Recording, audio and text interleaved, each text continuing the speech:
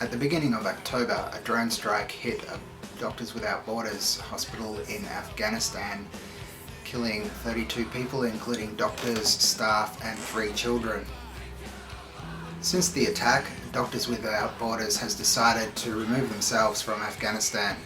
Doctors Without Borders has also pleaded with President Obama about an independent inquiry into the reason why these drones have attacked a hospital. In a war zone, hospitals are out of bounds as far as a target for any combatant to destroy. Why save people who are lost, broken, and discarded? What they were doing was cruel. We cannot have people believing in hope. There is no hope. There is no freedom. It is all an illusion. So let us finish our work in Syria. Make the Russians leave.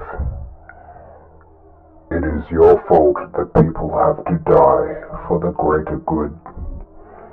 You are guilty of drone strikes in Afghanistan.